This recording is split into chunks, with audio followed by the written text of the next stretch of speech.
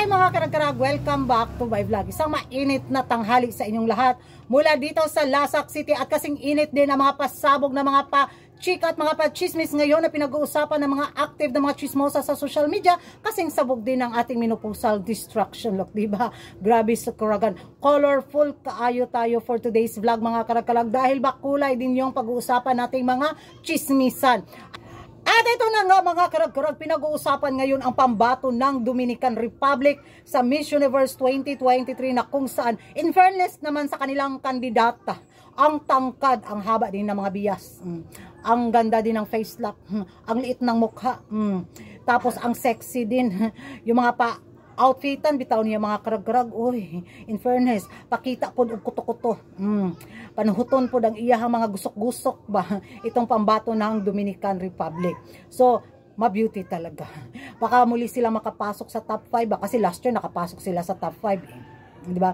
At isa sa mga pinag-uusapan dito mga karag-karag, itong kanilang national director na kung saan, oy, ma-attitude daw to mga karag-karag at turututot din daw ang bunganga. Base sa video kumakalat ngayon sa social media na kung saan isang kandidata nga, watch this, hindi ko alam kung sinong kandidata to ha. Hindi ko kasi nabasa yung sash na, pero hindi rin familiar sa akin yung face lock niya. Pero panoorin nyo ang eksena na to na say hello to Dominican Republic. Hello, how to say in Dominican Republic? Abaheglo? Abaheglo? Abaheglo? Ano mga karag-karag, ang pagsilang ng murag na-shock siya. Siguro nahirapan yung kandidata na to na bigkasin yung Dominican Republic. O si national director nila, yung kapitana naman nila is parang natulala. Parang, grabe pa naman ito maka-training sa kanyang kandidata mga karag-karag. Napanood ko din tong video na to na kung saan paano yung way ng pag-training niya sa pambato ng Dominican Republic ay kakaiba, ginamitan ng watch this.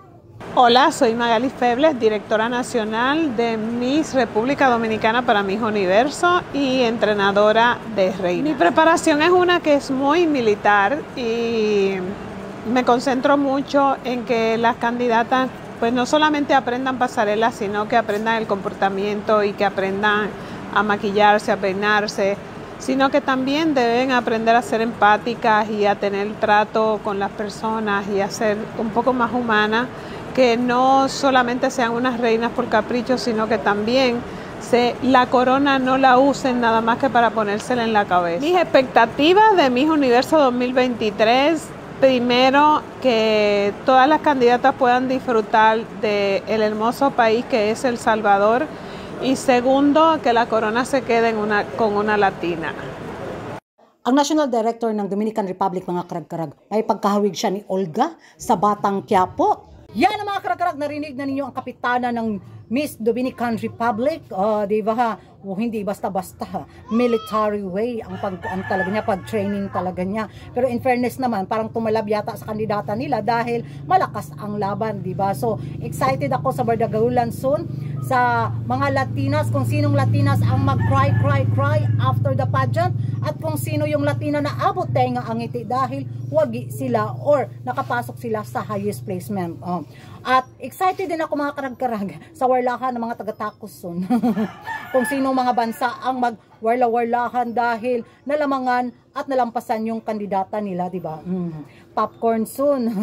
So yan ang mga karag-karag, ano yung masasabi ninyo sa pambato ng Dominican Republic sa taon na to sa Miss Universe 2023? Sa tingin nyo, arangkada kaya ulit sila sa top 1? Yan yung abangan natin.